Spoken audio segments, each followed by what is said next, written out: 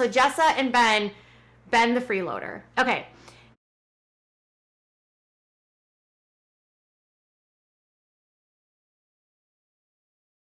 Hi beautiful people, welcome back. Hope everybody is doing fantastic wherever you are in this world. Happy Friday.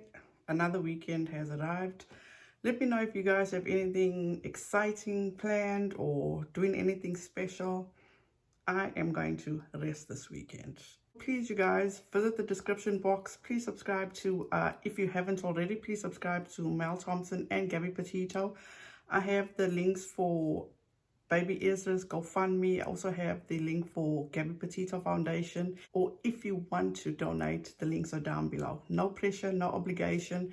It's just if you wanting to donate. And I thank you in advance for doing that. Please don't forget to like, subscribe, and the notification bell so you'll be notified each time I upload. Please do not take what I say as fact. Feel free to do your own research and come to your own conclusion. So maybe some of you guys have heard by now, and maybe some of you have not heard by now, but KJ has unfollowed her gorgeous friend on Instagram. And this is the tweet that was put out by Steve McRae. But you guys, my first thought was, I wonder if the lawyers are still friends. Because remember the screenshot? And then secondly, do you think that those three reality stars that she was talking about on her Drunken Live will actually still go on the record for her and will still give her affidavits? I'm just wondering. To the extent that I have three reality stars willing that will write affidavits for me. They will go on record for me. They will literally provide all the evidence to me. I've got multiple attorneys. I have eyewitnesses of what happened that will all go on record to say that this is what happened. Recently, that I've noticed, she's all about how she supports the Duggar kids, but then on the other hand, in her live not too long ago, she stated that now that the kids are posting so much on their social media, it's all just a deflection.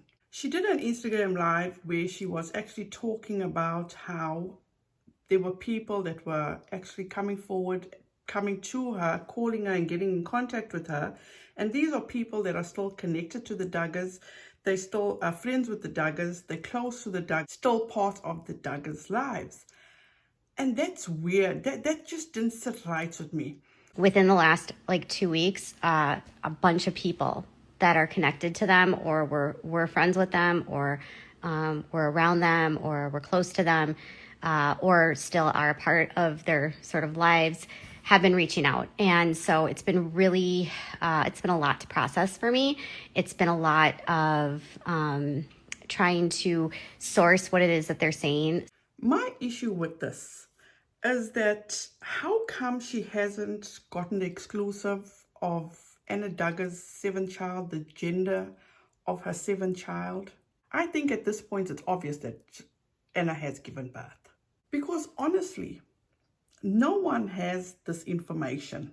And this just proves to me how the Duggars has closed everybody out and how they're truly keeping everything in-house. And please correct me if I'm wrong. Anna cannot have their children staying the night or having any kids with Josh. Am I missing something? If you are able to watch or get clips that Llama Girl puts out on her Twitter about Katie Joy's lives, how many times has Katie come up against pushing people down and telling people straight that Jessa is not moving into a new house. She's not buying a new house. I've heard it quite a few times. So on October 28th, Katie Joy had actually done this video.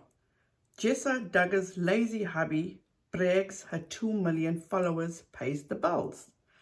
Now, before we get into that, I just want to point out the statistics between Katie Joy and Jessa Seewald's YouTube and her Instagram.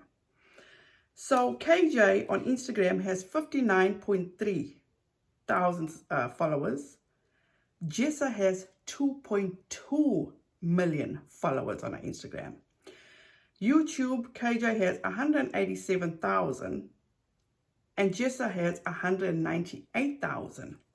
KJ averages 50,000 views per video, whereas Jessa averages 100,000 views per video.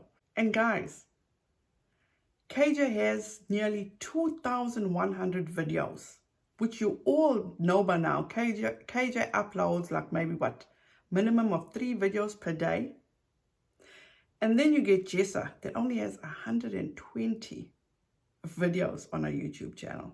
Okay, so let's start with the first video that she made on October 28th. So Jessa and Ben, there's been so much speculation about what they're doing. They have 4 children. They're in a 2-bedroom home, and the house is tiny, according to people I've spoken to.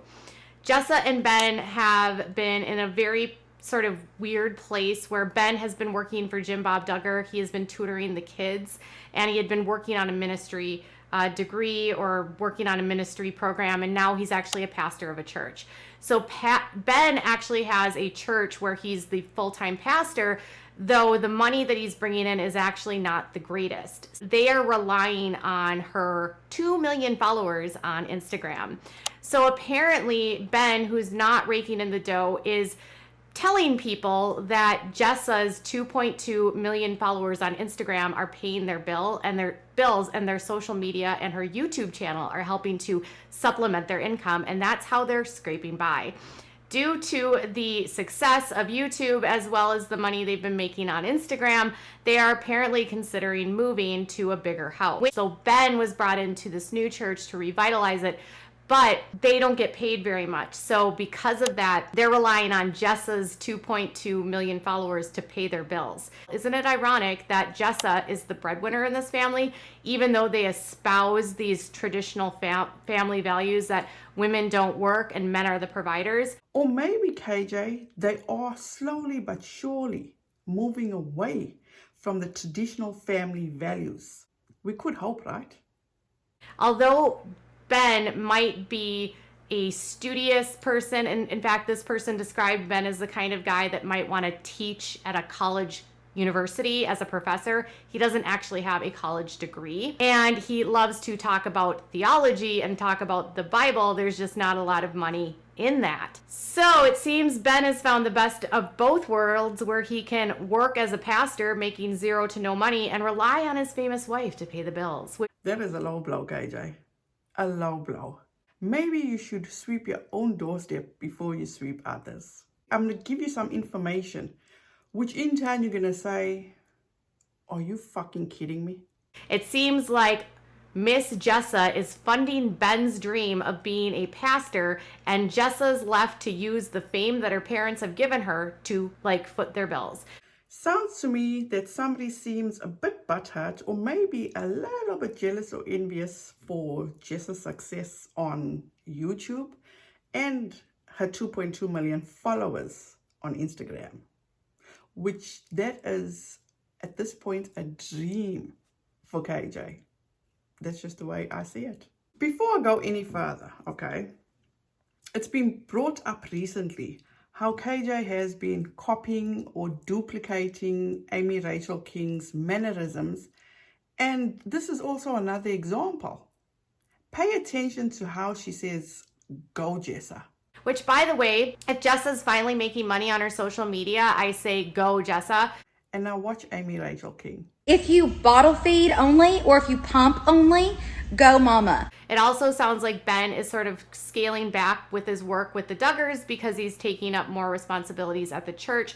So it sounds like Ben and Jessa may be able to get a little bit further away from the Duggars, although they're still very close to the Duggars, so don't expect Jessa to break free. They aren't at the Duggars church, and they're not in the IBLP anymore, but they're still sort of around the same people and in that mindset.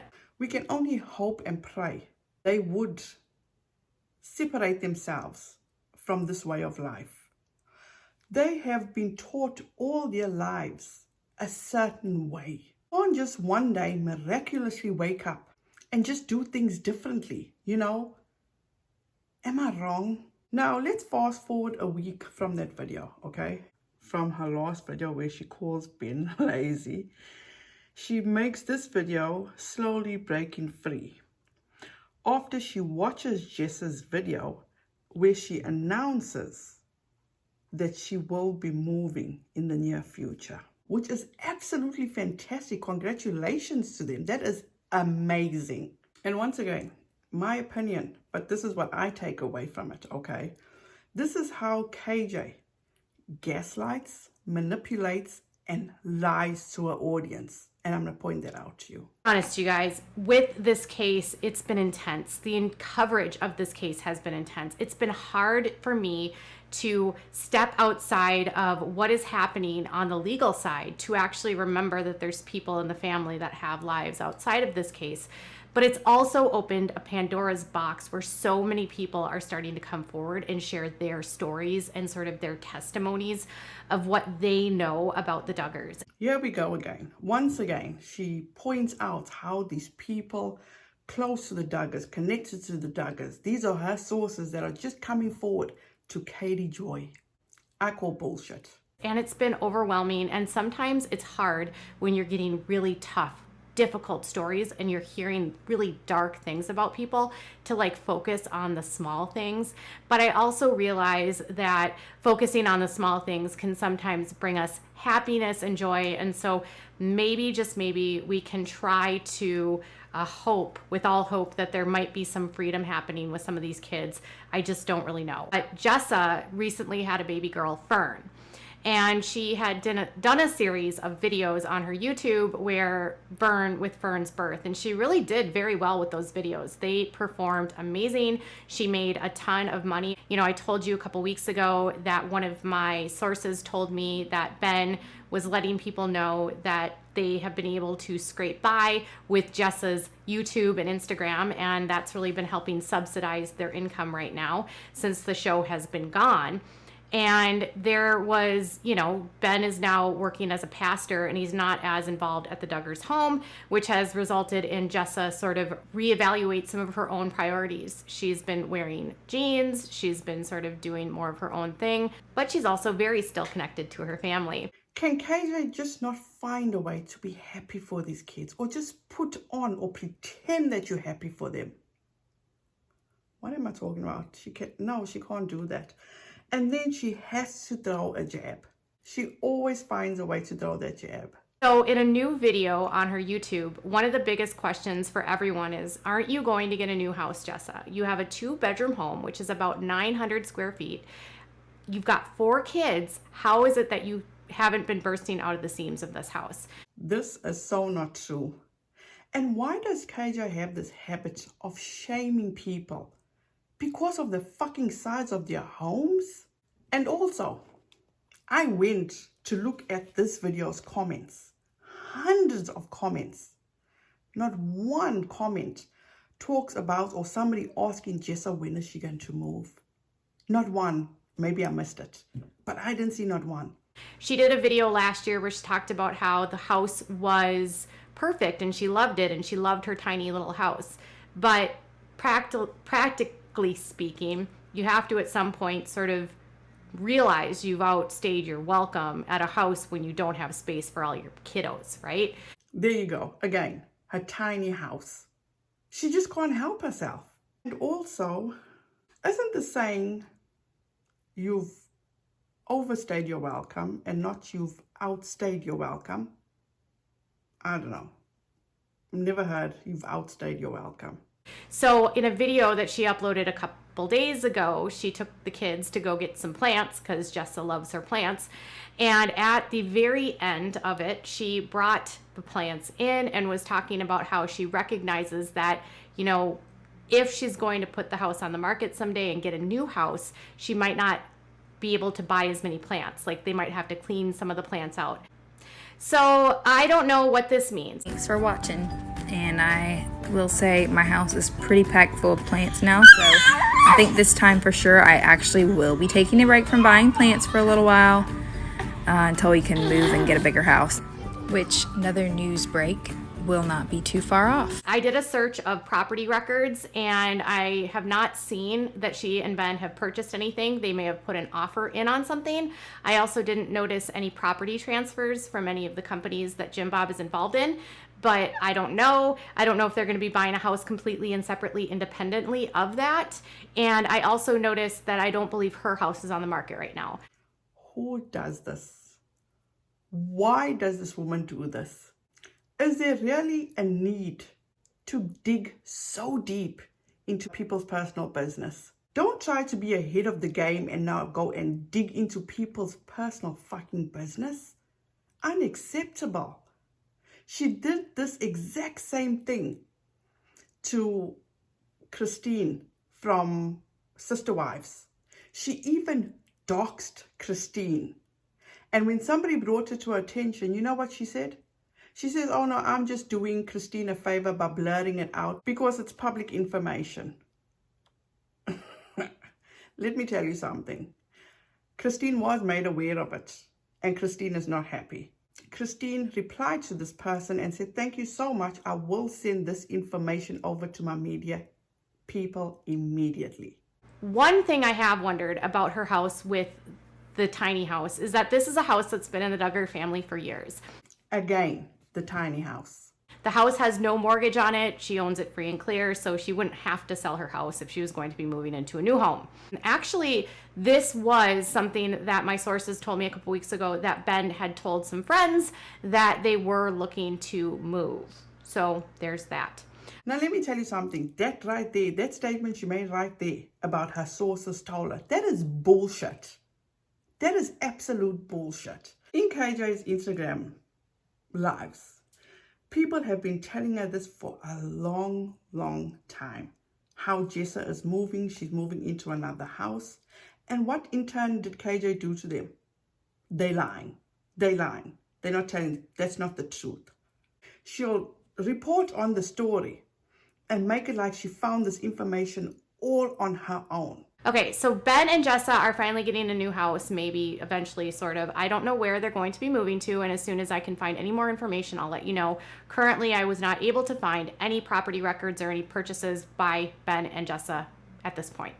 Before I go any further, first of all, how would KJ feel if somebody was reporting on her the way she reports on the Duggars? I'm talking about not even the Duggars, about everybody, how she pulls up people's tax records. Now to see if people have purchased a home or they're purchasing a home. Why? It's not that deep, KJ. It's not that important for you to break this news that all of a sudden, or break this news that Jessa bought a new house. Good for them. That is fantastic. Now, first of all, once again, in my opinion, if you look at a footage at the beginning of that video on October 28th, that looks like hella old footage. So in my opinion, she's taking all this old footage and she's building stories upon that footage. Because there's really, the Duggars have closed themselves off to basically everybody that's not part of the family. So there are no sources, in my opinion. So she's digging up information, trying to get these things out, because honestly speaking, you guys, she's rehashing old fucking news, period. And KJ is so shady. She is such an envious person. She finds a way to throw shade at them, especially with how she keeps on calling their house this tiny house. Tiny or not, that is amazing that they're living mortgage-free, debt-free. That is awesome. Who wouldn't appreciate living in a house that's paid for? I would love that. I would absolutely. That would be amazing. Irrelevant the size of the house. It's a home. It's where she's raising her kids. They have a roof over their head. And especially, it shows how smart they are. Because they're basically debt-free. They're not living above their means. They're not trying to live up to the Joneses, unlike you, in my opinion. This is also another thing that always crosses my mind. And I sit back and I wonder and think about this, you know. I get those people that are trying to get out of this cult. They will try and go to anybody. But why KJ? KJ does not provide resources. KJ does not provide help. Not that I've seen. And I've said this how many times. And especially if you in this cult, why would you look at KJ that acts a fool? So at the beginning of this video, you heard her calling Ben a freeloader. So she is actually shaming Ben because of, and she says how ironic it is because of their values and their beliefs that a man should be providing for his wife, right? And like I always say to you, sweep your own doorstep before you sweep others. Even if you're a YouTuber, if you want to report on somebody and basically shame them, maybe you should have your ducks in a row. And the reason I say that is because on one of her YouTube lives, okay, didn't her husband call her the golden goose? He's not working, okay? He himself is basically riding off the coattails of her YouTube money, of her Instagram money. So what's the difference? So let me give you guys a little bit of a backstory before I go into this. So a while back, somebody came forward and accused Katie Joy's husband, Todd, of being inappropriate and flirting with them, all that kind of stuff. So Teaspiracy had actually called this person out, and Todd took it upon himself to go into Teaspiracy's comments and set the record straight. How did Catherine Paulson take it when Amy King doesn't know her? Your wife likes to lie a lot and stretches the stories. She's been really disgusting lately with the made-up stories. So he responds and says, LOL, like I told somebody above. Believe what you want to believe. It's not my job to prove anything to you guys. You all call me a liar, and that's fine, but they are friends. And they do talk to one another all the time. But hey, what do I know, right? He goes on and he tags somebody else and says, wow, I'm going to be a little vulnerable here and tell you that your last comment kind of got me a little emotional. It was a lot to take in, and I won't respond to everything, partly because V and I are about to read the stories on Rare's kids. But you hit the nail on the head with Katie. She's very career job driven. She gets that from her dad. We both are. And yes, she probably overshares at times, which invariably gets her in trouble because then people want to attack her and she goes on the defensive. Then he goes on and he says, people think that because she takes YouTube as seriously as she does and that she puts in a lot of hours, that she is somehow neglectful of our son or of me. It's just not true. There are plenty of occupations that see spouses working a lot of hours, but it's all going toward the same goal, which is to be able to provide the best life for our boy that we can. But you can't reason with some people. They absolutely will not see that. People think it's cute to bring up the fact that I never went back to work after I was laid off in 2020. The fact of the matter is I would have had to have quit anyway. I was making damn good money as a fiber engineer, but Katie blew me out the water with her income. So when COVID hit and we found ourselves without nurses for V, somebody had to stay with him while he's at home and doing distance learning. Any smart person would go, well, you're the one who's making more money. You continue working. I'll stay home with the boy. But again, no matter how much it's drilled into people, they refuse to see it that way. I wonder if any of these dolls know how much growth hormones cost for a month's supply for a 9-year-old boy. Do they think it grows on trees? Now, let me just stop there for just a minute. And he said that people don't know how much it costs. I believe that in Minnesota, if you have a sickly kid, disabled kid, if you are a sickly person, but I believe the medical system is so fantastic there where she is. What's the problem? Who is Todd now getting paid as a caregiver for V? I'm just wondering.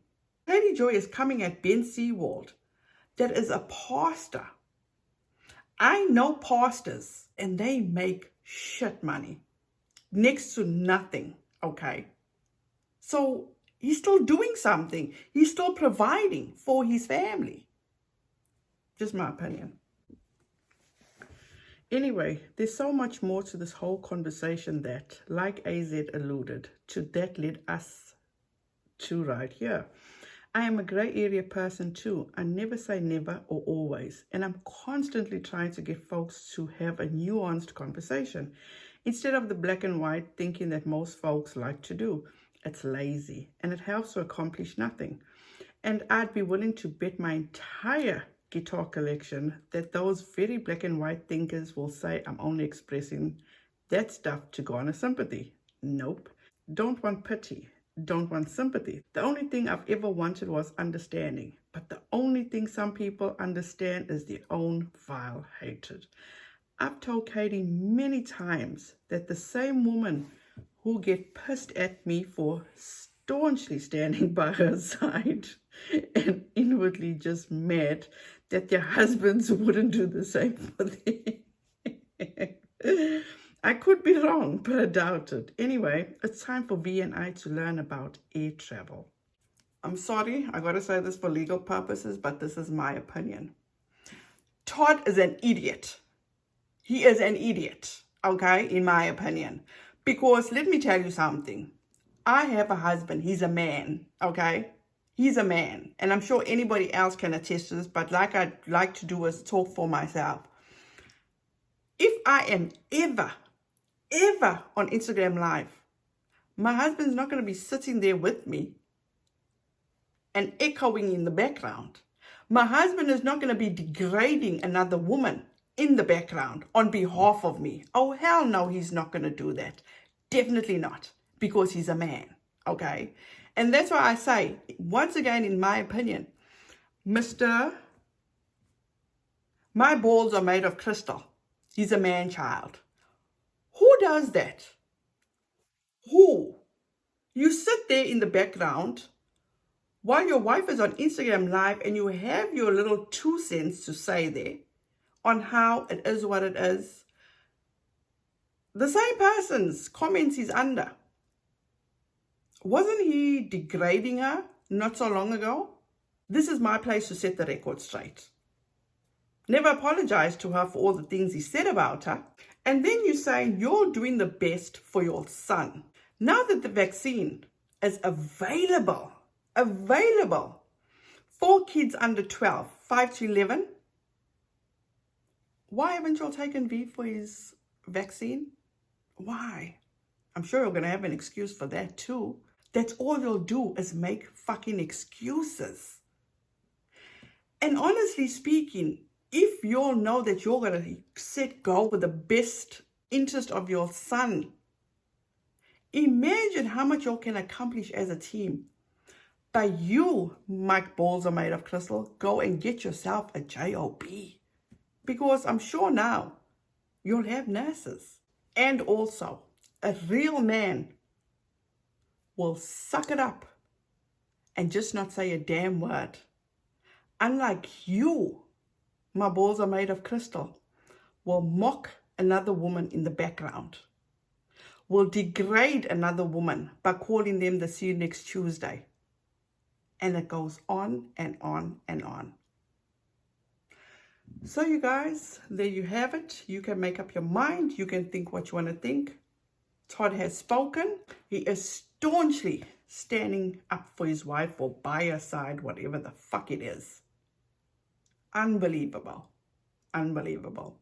Before I go, you guys, I want to inform you about Charlotte on the web. She actually did an interview with, you know, that clip that's been floating around about when KJ said in an interview that her son is capable or can be manipulated into murdering somebody. So she did an interview with Charlotte on the web. I suggest you go and watch that interview. I will leave Charlotte's link down in the description box if you want to go ahead and watch that interview. So you guys, that's it. Hope everybody has a fantastic weekend. Please be safe out there. Thank you to all my members. I truly appreciate you guys from the bottom of my heart. Thank you so much. Please be kind to one another. And you guys, I'll see you in the next one. Bye, guys.